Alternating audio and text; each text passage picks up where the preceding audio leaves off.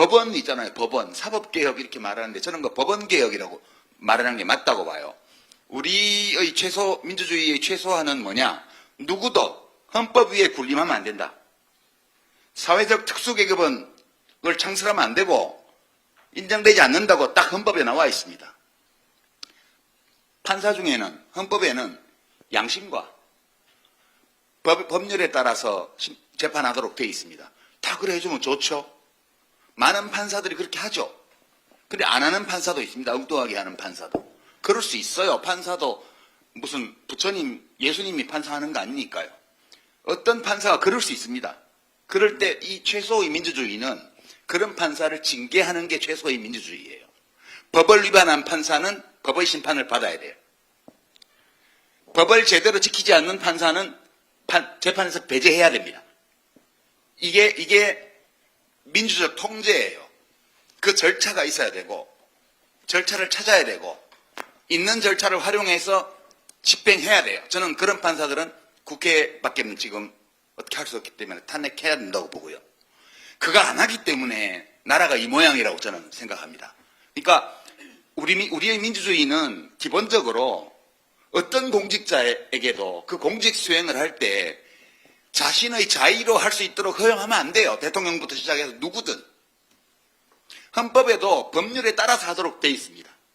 근데 지금 우리의 법원은 특수계급이에요. 판사들은. 헌법 위에 군림하고 있고요. 자기들이 특수계급임을 알고 있고요. 그걸 내세우고 있고요. 특수계급으로서 누리는 특권에 대해서 민주적 통제를 하려고 들면 헌법에 있지도 않는 조항을 들어가지고 그걸 배격하는 식으로 지금 하고 있습니다. 한 예예요, 한 예. 그러니까 그 어느 집단도, 그 어느 개인도 헌법과 법률 위에 군림하면서 법을 어기면서 자기의 권한을 행사하면 안 된다는 게 민주주의의 최소 요구입니다. 저는 이런 일들이 여전히 사회의 많은 영역에 걸쳐 있다고 보기 때문에 우리의 민주주의를 지속 가능하게 만들기 위해서는 어느 사회의 영역에도 이게 남아있으면 안 된다. 그런 점에서 이거는 적폐청산이라는 말과는 어울리지 않고요. 우리 민주주의의 기본을 튼튼하게 하기 위한 제도적 개선, 그리고 부족하지만 제도가 있을 때에는 권한을 가진 사람들이 그 권한을 행사해서 이것을 바로 잡아야 된다고 저는 생각해요. 재판소 사무처장님께 여쭤보겠습니다. 네. 네, 지금 현행 헌법재판소법 제42조의 재판의 정지 등 조항에 법원이 법률의 위헌 여부 심판을 헌법재판소에 제청한 때에는 당해 소송 사건의 재판은 헌법재판소의 위헌 여부의 결정이 있을 때까지 정지된다 하는 원칙 조항이 있죠. 네, 그렇습니다. 그 단서에는 다만 법원이 긴급하다고 인정하는 경우에는 종국재판 외의 소송 절차를 진행할 수 있다라고 돼 있죠. 네, 그렇습니다. 여기는 주체가 법원이 판단하는 것이고요. 또 그것은 긴급성만 요건이 돼 있는 것이죠. 네. 그런데 긴급성 외에 이 내란 재판은 어떻습니까? 내란 재판. 네, 사안이 중대한 거죠. 네, 그래서 사안의 긴급성뿐만 아니라 그 중대성의 경우에 특히 이 대통령에 대해서는 형사 불소추 특권이 있어요. 그런데 네. 내란 외환죄에 대해서는 불소추 특권이 인정되지 않은 것이 헌법입니다. 네. 헌법 84조에 그렇게 돼 있죠. 그건 왜 그렇습니까? 매우 바로, 중대, 예, 그렇습니다. 바로 그냥 법이 아니라 국법, 헌법, 특히 그 국헌을 문란할 목적의 헌법을 부정했을 때 또는 헌법기관의 권능을 정지하거나 침탈했을 때라는 헌법 부정이 있는 것입니다. 그래서 그것이 워낙 중대하고 헌법 자체를 도전했기 때문에 위험에 빠뜨렸기 때문에 그 범죄에서만큼은 내란 외환죄에서만큼은 헌법이 규정하기를 불소추 특권도 인정하지 않겠다 아니겠습니까? 그러면 불소추 특권도 인정되지 않는데 진행되고 있는 재판의 정지를 할 수 있는 권리를 이 헌법재판을 제기한다 그래서 준다면 남용이 되는 것이겠죠. 네. 헌법을 도전하고 위험에 빠뜨려 놓고 헌법상의 권한은 다 이용하겠다 하면은 헌법을 농락하는 거 아니겠습니까? 그러면 긴급성뿐만 아니라 중대성을 명문화해야 되는 것이 맞습니까? 아닙니까? 원칙적으로 그 부분은 입법자가 결정할 수 있는 저렴한 부분이라고 네, 생각합니다. 됐습니다. 그렇게 마치도록 하고요. 추미애 법사위원장 걱정하지 마, 내가 해결해 줄게. 또 이렇게 말씀입니다. 자, 아까 이제 페이스북 잠깐 나왔습니다만 뭐라고 어떻게 해결하겠다라고 하는 거냐면 실제 위헌법률 심판이 제청이 되면은 그 재판은 재판장이 이거 위헌인 것 같다라고 생각하면 재판을 일단 중단하고 그 법안에 대한 판단을 헌재로 넘깁니다. 그래서 헌재에 가면은 거기서 결론이 날 때까지 재판이 중단되는 게 이제 법에 나와 있단 말이죠. 그런데 만약에 이 내란 재판에 대해서 위헌 심판 신청이 오더라도 헌재법을 개정해가지고 이 내란과 관련된 부분에 대해서는 뭐 위헌법률 심판이 오더라도 재판을 중단하지 않는다라는 법률안을 개정해서 넣으면 되는 거 아니겠느냐? 이런 얘기 좀 하고 있는 겁니다. 보십시오. 한번 읽어드릴게요. 내란 전담 재판부법으로 인한 재판 정지 우려 우리가 얼마든지 해소할 수 있습니다. 자, 만약에 이 법이 통과되는 경우에 위헌법률 심판 제청으로 내란 재판이 중지될 수 있다는 우려가 나옵니다. 실제 국민의힘에서도 이것과 관련해서 행동으로 옮기겠다라고 하는 얘기도 했거든요. 그랬더니 추미애 법사위원장이 이렇게 말합니다. 저는 이미 헌법재판소법 개정안을 발의해 놓았습니다. 그래서 현재 법사위 심사 중에 있습니다. 이를 신속히 처리한다면 재판정지 문제는 해소될 수 있습니다. 헌법재판소법 개정안의 핵심은 간단합니다. 우선 형법 제2편 제1장 내란의 죄가 있고 제2장은 외환의 죄라고 되어 있는데요. 이 1장과 2장에 규정된 죄에 대해서는 종국재판 외의 형사재판은 정지되지 아니한다는 규정을 추가하는 것입니다. 여기서 말하는 종국재판은 이제 3심을 말하는 것이고 실제 위헌법률 심판 제청이 있다 하더라도 그래서 그게 헌재로 넘어갔다 하더라도 3심은 내버려 두고 일단 1심, 2심까지는 그냥 계속해서 재판을 진행하는 것으로 교정하면 되지 않겠느냐. 개정하면. 이 얘기거든요. 진짜 쌈박하죠. 신박하죠. 자, 계속 읽어볼게요. 내란 외환죄는 국가의 존립과 헌정 질서를 직접적으로 침해하는 중대범죄이므로 지연이 없는 신속한 재판 진행이 헌법적인 요구입니다. 헌법재판소도 개정안 취지에 대해서 수용 의사를 밝혔으며 전혀 위헌적인 문제는 없다고 밝혔습니다. 그러니까 먼저 이 법사위원장이 헌재에다 물어봤나 봐요. 만약에 이런 식으로 내란의 죄와 외환의 죄에 한해서만이라도 헌재로 위헌법률 심판 제청이 가서 법안에 대한 심사를 요구한다고 할 때 그 두 개의 장애에 해당되는 범죄에 대해서만이라도 재판을 중지하지 않는 것으로 하면 어떻겠느냐. 그걸 미리 물어봤다는 야. 거죠. 그랬더니 헌재에서도 그거 가능하다. 그거 문제 없다. 이런 식으로 답변을 받았다는 얘기가 지금 이제 나오는 위헌 거예요. 논란이 없는 거잖아요. 그렇게 헌법재판소가 얘기했으니까 위헌 논란이 그러니까 헌법재판소가 없는 거고. 결정을 하는 곳인데. 그러니까 저는 법으로 모든 것을 해결하려고 하는 건 좋지 않다고 생각을 함에도 불구하고 이렇게 할 수밖에 없는 상황 자체에 대해서는 이해할 수밖에 없다라는 거고 법리적으로도요. 예를 들면 우리 헌법에 의하면 대통령이 내란이랑 외환죄와 관련해서는 소위 불소추 특권이라고 하는 부분들을 갖다가 보장하지 않고 있는 상황이지 않습니까? 그렇죠. 그러면 왜 그러느냐? 내란과 외환이라고 하는 것은 국헌을 문란하기 때문에 헌법기관의 기능을 마비시키고 국민의 기본권들을 갖다가 침해하는 행위가 벌어지는 거기 때문에 그 부분과 관련해서는 도대체가 예를 들면 법률적으로 보장할 수 없다라고 얘기한 거라면 그런 짓을 저질러서 네. 재판이 진행되는데 갑자기 거기에 대해서 위헌 소송을 제기한다고 해서 재판이 중단된다고 얘기한다면 자, 당신들은 앞으로 계속 헌법기관의 기능을 마비시켜도 상관없습니다. 그렇지. 국민 기본권 침해해도 상관이 없습니다라고 하는 논리밖에 안 되기 때문에 이런 재판일수록 신속하고 공정하게 재판을 끝내서 내란이 벌어지게 되면 이것을 우리는 법률적으로 사법적으로 막아낼 수 있다. 따라서 그러니 너희들은 국헌불론 같은 행위를 하지 말아야 된다라고 하는 것을 명확히 밝힐 수 있는 거거든요. 근데 네. 지금 얘기하는 거 보면 사법부가 냅다 위에다 위헌 소송 제청할 것 같은 분위기가 있는 거잖아요. 그럼 당연히 입법부는 야 니네들 그런 거 안 돼.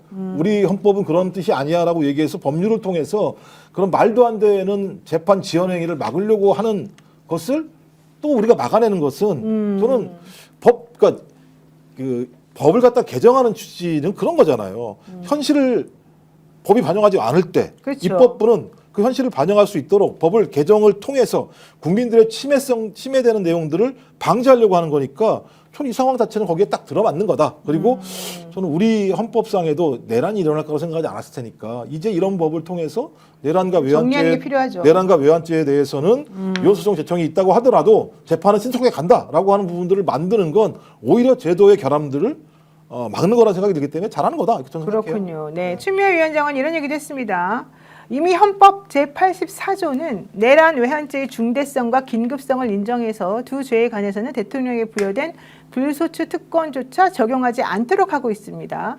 개정안 또한 이와 같은 헌법적 판단의 연장선에 있는 것이며 동일한 맥락에서 이해될 수 있습니다. 이에 따라서 재판 정지 가능성을 전제로 혹은 그걸 이유로 내란 전담 재판부법 자체를 주저할 필요는 없습니다. 내란 전담 재판부법과 헌법재판소법 개정안을 패키지로 처리하면 모든 우려는 해소가 됩니다. 국가의 헌정 질서를 지키기 위한 제도적 장치는 흔들림 없이 마련될 수 있습니다. 이렇게 얘기를 했거든요. 아, 문제가 해결됐네요. 제가 안 그래도 며칠 동안 계속 그거 고민하고 있었거든요. 그걸 보셨나 봅니다. 아, 그랬을까요? 어쩐지 연락이 오긴 했어요. 걱정하지 말아라. 노영희 변호사께서 다 하신 거구나, 언론적으로. 아, 이건 아닌데 아니, 제가 가장 먼저 하셨는데 제가 며칠 전부터 계속 그 얘기를 하긴 했어요. 저도 그 네. 얘기를 듣다가 아, 그래요? 이 부분은 확실히 생각하고 한번 짚어봤으면 좋겠다 싶었는데 오늘 그 얘기가 나와서 이미 헌재에도 확인된 부분이라고 해서 너무 마음이 놓이고요. 네. 갑자기 듣다 보니까 다른 이야기긴 한데 좀 언론에 대한 개혁도 좀 빨리 이루어질 것 같아요. 그렇죠. 왜냐하면 저는 이런 내용을 보면 사실상 오늘 이 보도도 쭉 방송 전까지 보고 왔는데 네. 저라면 그럴 것 같거든요. 내란의 편에서는 사법부 이런 식으로 저는 보도를 쓸 것 같은데 그거에 대한 비판은 하나도 없어요. 그렇죠. 이게 지금 사법부가 지금 이야기하는 부분에 있어서 상권 분립 또는 독립성 주장이라고는 하지만 사실상 내란의 편을 들고 있는 건 아닌지 그러한 부분을 지적하는 게 전 나와야 된다고 보거든요. 그렇죠. 하나도 안 나오는 거예요. 만약 저였으면은 지금 내란 청산에 토를 달아? 그러면서 바로 그냥 땡강했을 텐데 그런 사람이 아무도 없는 거예요. 그러네요. 이게 진짜 큰 문제라고 저는 보고 있고. 전 그리고 이제 그 경실련이 어떻게 나올지 한번 보려고 그래요. 참여연대나 경실련. 경실련이 2018년에 조사한 게 있어요. 아, 사법농단 특별재판부 구성에 대해서 법학자 70명한테 물어봤어요. 70명 중에서 50명이 위원 아니야. 그다음에 20명이 위원이야. 이렇게 얘기했어요. 그러니까 법학자 다수는 위원이 아니라고 봤어요. 근데 지금은 또 위원이라는 거잖아요. 이 뭐 저기 사법부도 그렇고 예를 들어 법원장 같은 경우 다 그렇잖아요. 근데 왜 위원이 아니냐? 이때 얘기한 게 뭐냐면 현직 법관으로 구성된 재판부니까 아무 문제 없어. 맞아요. 법에 문제되는 게 아무것도 없는 거잖아. 두 번째가 객관적 판사들이 재판을 진행하는 공정성을 확보할 수 있으니까 좋은 거 아니야? 이렇게 두 번째 얘기했고 세 번째는 법안 개정은 입법부 고유 권한이야. 입법부가 하는 거지. 이렇게 얘기하면서 위원 아니라고 얘기했어요. 근데 위원 논리를 얘기했던 20명, 28.6% 정도가 되는 건데 그때 내가 헌법이 없으니까. 아니 근데 이 말씀이 정말 중요한 네. 말씀인데 왜 그러냐면 지금 많은 대다수의 헌법학자들도 이거 위원이 왜 나오는지 모르겠다 이런 얘기 하잖아요. 그러니까요. 그런데 정말 황당하게도 양승태 전 대법원장이 대법원장으로 재직했던 시절에 그때가 이제 세월호 사건이 터졌을 때였거든요. 자기도 한다 그랬어. 법원행정처가 세월호 참사 사건을 특정 재판장에게 맡기는 방안을 검토한 것으로 확인이 됐습니다. 맞아. 그때 한번 그랬었잖아요. 그때 이미 특별재판부를 만들겠다고 했어요. 법원 행정처에서. 오라마. 사법행정권 남용 의혹을 조사했던 특별조사단이 이번 조사 결과 발표 때 공개하지 않았던 이 세월호 관련 적정 관할 법원 및 재판부 배당 방안이라는 제목으로 실제 특별재판부를 만들어서 세월호 참사 사건을 배당하는 방안을 논의했었고 그렇게 하면 아무 문제 없다라고 스스로가 먼저 법원에서 먼저 얘기한 게 있었어요. 기억났어요. 그때 그쵸? 먼저 기억나죠? 세월호 관련해서 네. 자기들이 나서서 이거 특별재판부를 만들어야 한다고 얘기했던 네. 그 문서까지 제 기억이 나요. 바로 그러면서 뭐라고 해요? 거기다가 왜 이 법이 꼭 필요하다, 왜 이 특별재판부가 필요한 줄 아냐 이렇게 한 이유가 뭔지 아세요? 뭡니까? 이러한 국민적 관심이 높은 세월호 참사 사건을 수석 부장판사에게 맡기면 국민들이 얼마나 좋아하겠니? 와. 사법부가 이렇게 열심히 중요하게 다룬다는 거를 대외적으로 국민들에게 알리는 효과가 있으니 우리 법원을 얼마나 국민들이 사랑하겠니? 이게 사실은 핵심이었어요. 그러니까 왜 지금 안 할까? 그러니까 왜 안 할까의 문제가 뭐냐면 니네들 내란 문제와 관련해서 뭐가 캥기는 게 있는 거야? 그렇죠. 라고 질문할 수밖에 없는 거예요. 네, 네. 그러지 않고서는 그때랑 지금이랑 왜 달라? 뭐 나라가 바뀌었어? 이런 것도 아니잖아요. 네. 그리고 예를 들면 세월호 사건도 엄청난 큰 사건입니다만 내란 사건도 희대의 사건이잖아요. 근데 희대의 사건. 시대. 희대의 사건이지 않잖아요. 아, 생각도 안 그러고 했던 있었는데. 사건이지 않습니까? 근데 그때는 어떤 특별재판부를 만들어서 국민들에게 신뢰를 받자고 얘기해놓고 그렇죠. 지금은 이게 위헌이라고 안 된다고 얘기하는 건 거기 두 가지의 차이가 나는 이유가 뭘까라고 하는 우리의 궁금증을 보여줄 수밖에 없는 건데 맞습니다. 아무리 생각해도 니네들 내란과 관련해서 뭔가 캥기는 게 있구나. 그리고 예를 들면 이 재판 자체가 자기들이 생각했던 그 구도화의 재판장과 재판부 과정으로 지나가기를 바라는구나. 그렇다면 우리는 그걸 용서할 수가 없지. 우리가 지금 막고자 하는 건 뭐냐면 이런 내란이 다시는 발생하지 않도록 그렇죠. 사법정의를 세우려고 하는 건데 니네들이 만약에 그렇게 캥기는 게 있다고 얘기한다면 우리는 끝까지 밝혀야지. 안 그러면 니네들이 얘기한 사법부 독립은 진짜 그야말로 무너지는 거 아니야? 라고 저희는 얘기를 해야 되는 거죠. 맞습니다. 자, 많은 분들께서 정말 우리 추장군 멋집니다 이런 얘기 하셨는데요. 김영철님 추장군 응원합니다. 이칼님 법을 개정하면 간단하네요. 정말. 또 다주원님 자기네들은 법 위에 있기에 자기네들이 어떤 방법으로 하든 그게 법이라고 생각하지만요. 아닙니다. 당신들 위에는 국민이 있다는 걸 좀 알아주세요. 라고 하셨고요. 아리율님 법이라고 하는 건 언제든지 국민의 뜻에 의해서 개정하고 만들려고 국회가 있는 건데요. 뭐가 문제인가요? 권력을 위임받고도 뭘 그리 내란동조 사법부 때문에 전전긍긍하나요? 걱정하지 말고 그냥 하세요. 이런 얘기도 하셨고요. 유뚱이 님도 늦었지만 지금이라도 빨리 하세요. 더 늦으면 오히려 안 됩니다. 이런 얘기도 하셨고요. 야, 많은 분들이 역시 추장군이다 이런 얘기 지금 하고 계시고 조희대 사법부 찔리는 게 분명합니다. 김종환님.